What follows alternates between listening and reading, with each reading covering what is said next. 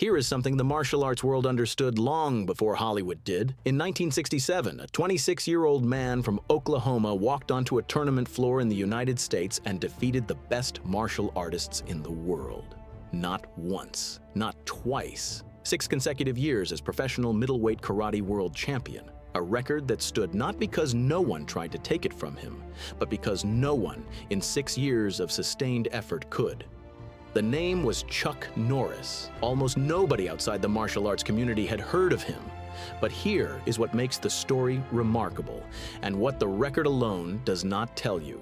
5 years before that first championship, Chuck Norris had lost. Repeatedly, systematically, against opponents who were better trained and more experienced, and who beat him with a consistency that would have ended most people's competitive ambitions before they fully formed.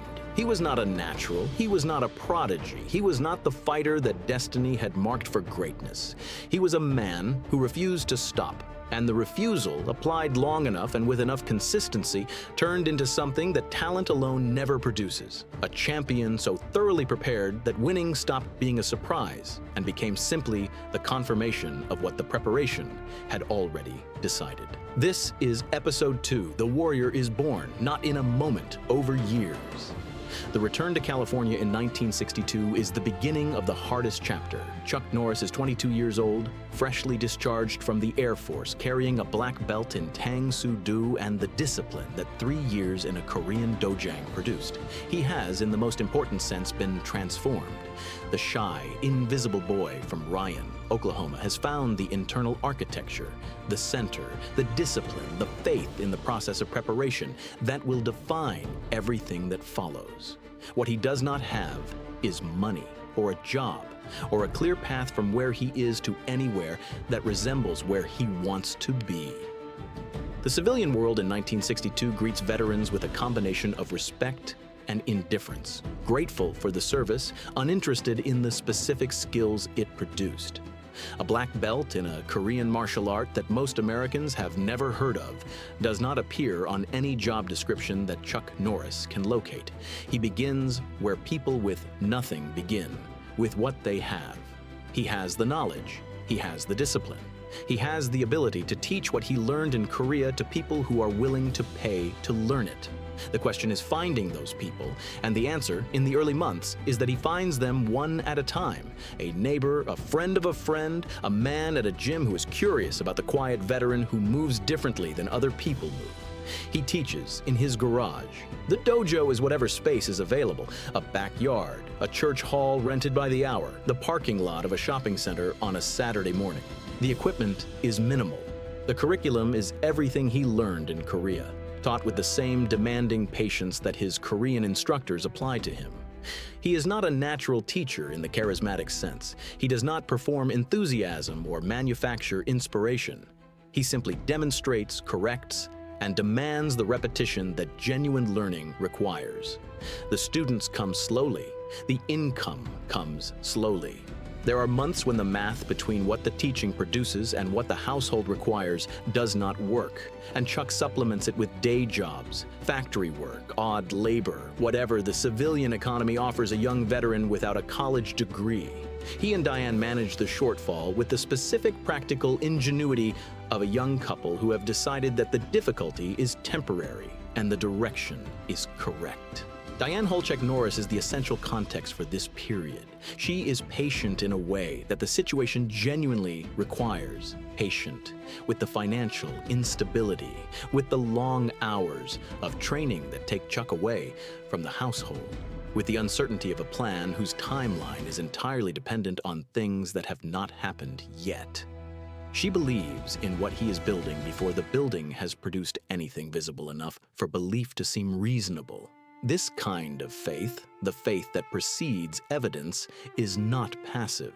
It is the active daily choice to support something that has not yet justified the support, and it costs something real. Chuck understands what it costs. He does not take it for granted. The teaching grows. The one-at-a-time students become a small class. The small class becomes a regular class. The regular class becomes enough of an income that the day jobs can be reduced and then eventually eliminated. By the mid-1960s, Chuck Norris has a martial arts school, a real one with a proper floor and proper equipment and a growing student body that includes people who came initially out of curiosity and stayed because the teaching produced results.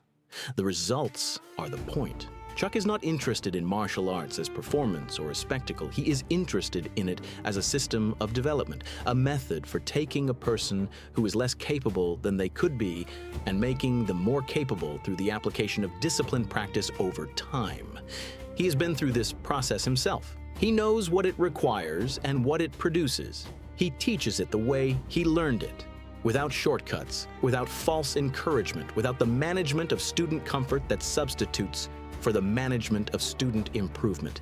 The reputation builds, the school grows, and Chuck begins to look at the tournament circuit. The tournament circuit of the 1960s is the competitive proving ground of American martial arts, a network of regional and national competitions where practitioners of every style and every background test their skills against the best available opposition. Chuck enters his first significant tournaments in the mid-1960s and discovers immediately that the gap between being a skilled practitioner and being a competitive fighter is real and substantial. The other competitors on the circuit have been training since childhood in some cases. Japanese Americans whose families brought martial arts traditions from the old country. Korean immigrants whose Tang Soo Do and Taekwondo training began in early adolescence. Practitioners of various Chinese arts with decades of refinement behind their technique.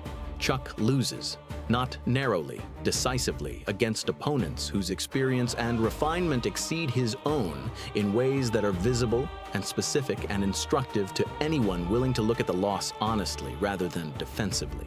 He looks at it honestly. This is the quality that the championship will eventually be built on. Not the talent to win, but the discipline to analyze defeat without flinching, to identify exactly what produced the loss, and to return to training with that specific information guiding the work. Most people who compete and lose either blame the loss on factors outside their control or resolve to work harder without understanding what specifically the harder work needs to address.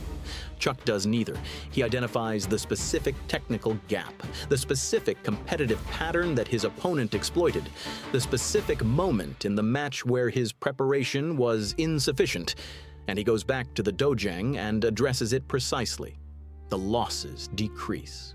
Not all at once, gradually, the way genuine improvement always occurs, with setbacks and plateaus and the occasional result that suggests the gap is wider than the recent progress indicated.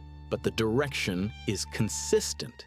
He is getting better. The rate of improvement exceeds what natural talent alone would produce because the method of improvement is analytical rather than merely effortful. He begins winning regional competitions first, the smaller circuit events where the competition is genuine but not the absolute best the country has to offer. He wins with the same qualities that he will carry into every subsequent competitive context. Superior preparation, the ability to read an opponent and adjust mid-match, and the specific mental quality of a fighter who does not become either overconfident in success or destabilized in difficulty. The bigger competitions follow, the national circuit, the matches against fighters whose names the martial arts community knows and whose skills are not regional achievements, but genuine national excellence. Chuck wins some and loses some, and the wins accumulate faster than the losses, and the losses continue to produce the analytical work that closes the gap between where he is and where he needs to be. By the mid-1960s, the martial arts community has taken notice. The quiet man from Oklahoma with the precise technique and the unreadable competitive demeanor is not a name that anyone expected to be contending for the top of the national rankings. He did not come up through the traditional pathways. His background is Korean Air Force base, not Japanese-American dojo lineage or Chinese family tradition. He is, in the specific social geography of the 1960s martial arts circuit, an outsider who is winning in rooms where outsiders are not expected to win. He does not seem to notice the expectation. He is too focused on the preparation. The friendship with Bruce Lee begins in the mid-1960s and is one of the genuine relationships of Chuck Norris's life. Not a professional connection or a convenient alliance, but a real friendship between two people whose respect for each other's abilities is matched by a genuine liking that has nothing to do with utility. Lee is, by the mid-1960s, already a figure of extraordinary martial arts reputation, a practitioner of Wing Chun Kung Fu, who has been developing his own synthesis of martial arts philosophy and technique that will eventually become Jeet Kune Do, a system built around the principle of using what works and discarding what does not, regardless of traditional boundaries between styles. He's also, through his role as Kato in the Green Hornet television series, beginning to achieve the public recognition that his skills have long since justified in the martial arts world. They meet on the tournament circuit and in the training halls where serious practitioners gather to work with other serious practitioners. The connection is immediate. Two men who approach martial arts with the same quality of total commitment, who understand the practice as a vehicle for genuine development rather than as a performance or a credential, who are willing to train at the level of intensity that genuine improvement requires. They train together regularly. This means something specific in the context of martial arts, not casual sparring or the demonstration of technique for mutual admiration, but the genuine, demanding exchange of two skilled practitioners pushing each other past the comfortable level of their existing competence. Chuck's Tang Soo Do striking and kicking against Lee's Jeet Kune Do fluidity and speed. Each learning from the other's strengths, each exposed by the other's different approach to the same fundamental problems of combat. Lee's influence on Chuck's development during this period is significant and specific. Lee has a quality of martial arts insight, the ability to see through the surface of technique to the underlying principle that makes the technique work or fail. That is genuinely rare. He can watch Chuck execute a technique and identify immediately the element that is limiting its effectiveness, and the identification is always specific and always correct. Chuck absorbs these corrections with the same open receptiveness he brought to his Korean instructors a decade earlier. The best teaching he has received in his life has always come from people who told him exactly what was wrong, and Lee is the best teacher he has encountered. Chuck's influence on Lee runs in the complementary direction. Lee, whose genius is explosive and intuitive and sometimes impatient with the grinding repetition that refinement requires, finds in Chuck's methodical discipline a useful counterweight, a reminder that the analytical approach to improvement, slow and sometimes unglamorous, produces a consistency that intuitive brilliance alone cannot guarantee. They are, in the specific way of genuine friendships between people of comparable ability, better together than apart. In 1967, Chuck Norris wins the professional middleweight karate world championship for the first time. The victory is decisive. His preparation has been comprehensive, his technique refined through years of competitive analysis, and the specific improvements that the Lee friendship accelerated is operating at a level that the field cannot match. He wins with the calm completeness of a man whose result was decided in the training hall long before the tournament began. He defends the title the following year, and the year after, and the 3 years after that. 6 consecutive championships, and the record that will stand for years in American competitive karate, and that will define his martial arts legacy more completely than any individual match. The martial arts world knows who he is now, completely and without qualification. The championship years are also the years in which the martial arts schools multiply from one to many. Chuck Norris's competitive success is, in the specific economy of martial arts instruction, the most powerful possible advertisement for his teaching. People who want to learn from the world champion seek him out with the enthusiasm that excellence attracts, not just in California, but across the country, as the reputation spreads through the network of practitioners, tournament followers, and martial arts enthusiasts who constitute the community. He opens schools, not franchise operations managed from a distance by people he has trained to deliver his curriculum, actual schools, with his direct involvement in the teaching and the culture. The Chuck Norris system of martial arts takes the Tang Soo Do Foundation from Korea and adds the specific refinements of his competitive years, the analytical approach to technique, the emphasis on practical effectiveness over stylistic purity, the philosophical dimension that was always present in the Korean original but is now expressed in Chuck's particular idiom of Christian faith and American individualism. The schools succeed. They succeed because the teaching is genuinely excellent and because the reputation of the man behind it is genuinely genuine rather than manufactured. Students who train under Chuck Norris's system improve in ways that students of lesser systems do not. And the improvement produces referrals that produce enrollment, that produces the financial stability that the garage years in Torrance never quite managed. By the late 1960s, Chuck Norris is a successful businessman as well as a martial arts champion. He has built something real from the garage and the parking lot and the hours of analytical training, a network of schools, a system of instruction, a brand built entirely on the credibility of demonstrated excellence rather than marketing or promotion. Bruce Lee watches all of this with the specific satisfaction of someone who recognized something early that the wider world is just beginning to understand. He has been telling people for years that Chuck Norris is the best American martial artist he has encountered. The championship record has confirmed it. The schools have expanded it. The man who was invisible in Ryan, Oklahoma is now known throughout the American martial arts world as something close to its definitive figure. And Lee, who is in the process of building something in cinema that has no precedent, is thinking about what that visibility could become if it were applied to a different stage. The conversation about Way of the Dragon happens in the early 1970s. Lee is writing and directing the film himself, the first film over which he has had complete creative control, and his vision for the climax requires an opponent for his character who is genuinely formidable, not an actor pretending to be a martial artist. A martial artist with the specific physical presence and technical authenticity that the camera, which cannot be deceived about these things, will confirm or expose. He calls Chuck. The offer is unusual in its specific structure.